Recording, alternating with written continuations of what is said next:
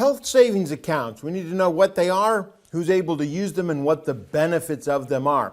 In general, an HSA provides tax-favored treatment for current medical expenses and also the ability to save on a tax-favored basis for future medical expenses. So we're looking here at making our medical expenses essentially tax deductible. HSAs can be described as a tax-exempt trust that's created exclusively to pay for the qualified medical expenses of the account holder, their spouse, and dependents. Now, the benefits of an HSA, there's a number of benefits. First, the taxpayer receives a tax deduction for contributions that they made to the HSA, even if they're not itemizing deductions on their forms. A taxpayer can exclude employer contributions to an HSA from gross income. Contributions remain in the HSA account from year to year until they're used, and so they're not lost if they aren't used in a certain year. The interest or other earnings on the assets in the account accumulate tax-free.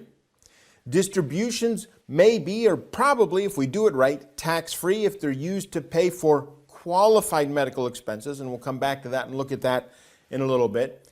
And also, the HSA is portable, which means it stays with the taxpayer if they change employers or leave the workforce. And so it's connected to the person, not to the employer, not to where it is that they work. Now, in order to have an HSA, a person needs to qualify.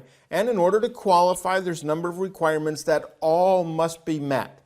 So first, they must be covered under what is called a high deductible health plan on the first day of the month, and under what is called the last month rule, individuals are eligible for the entire year if they're covered on the first day of the last month of the year, which is December 1st for most individual taxpayers.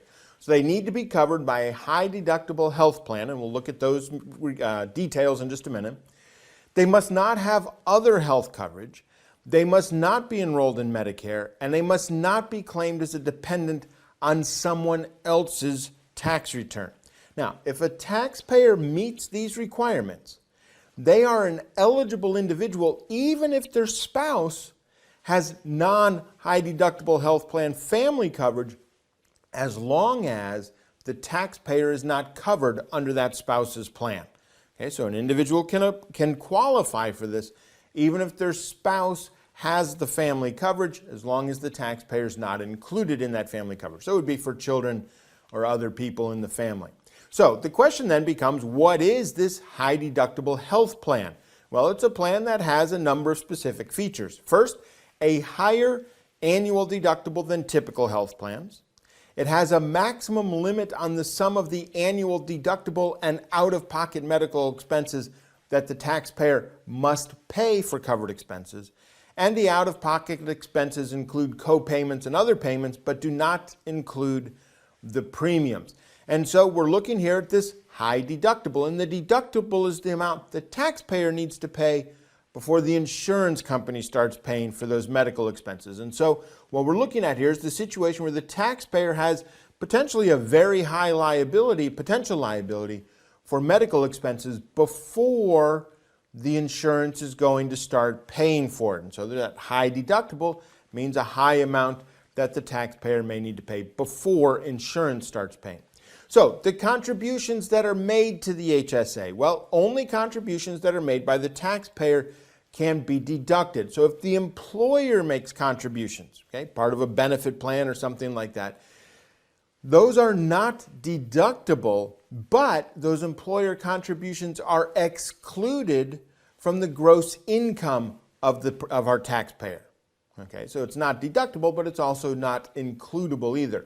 Now, the amount that may be contributed each year cannot exceed $3,550 for an individual or $7,100 for a family, and there's an additional $1,000 catch-up contribution available if somebody is age 55 or older. And so we have here the maximum contribution that's allowed, what the minimum deductible is for self-coverage and for family coverage, and what the maximum out-of-pocket expenses are, again, for self-coverage and family coverage. So we're getting these tax-deductible contributions into our HSA, and the individual amounts are not significant. I wouldn't spend a lot of time worrying about each of those individual amounts. They're going to change over time, but just know that there are the limitations.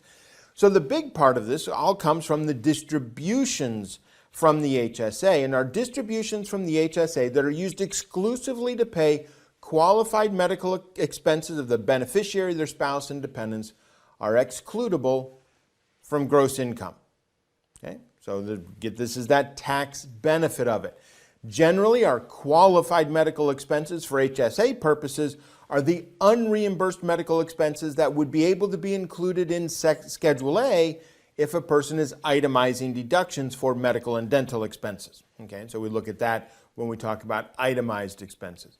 Now, any part of a distribution that's not used to pay qualified medical expenses, however, that distribution is includable in gross income and also subject to an additional 20% tax unless an exception applies that eliminates that tax based on the age of the taxpayer or if they're disabled or deceased.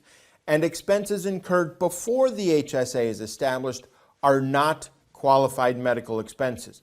Now, what we're looking at here with this HSA, going back to our starting point, we're looking at this as kind of a tax-exempt trust that's created to pay for the qualified medical expenses of the holder, their spouse, and dependents. And we're getting a tax-favored treatment for current medical expenses and also the possibility of saving on a tax-favored basis for future medical expenses. Again, don't get lost in the specific numbers and amounts, but understand what's happening with the HSA and how it is that we're saving on tax purposes with our contributions, our distributions, and the tax advantages of setting up the HSA for somebody who qualifies, who has that high deductible health plan, those other requirements, but it's all a way to save based on these medical expenses by using our health savings account.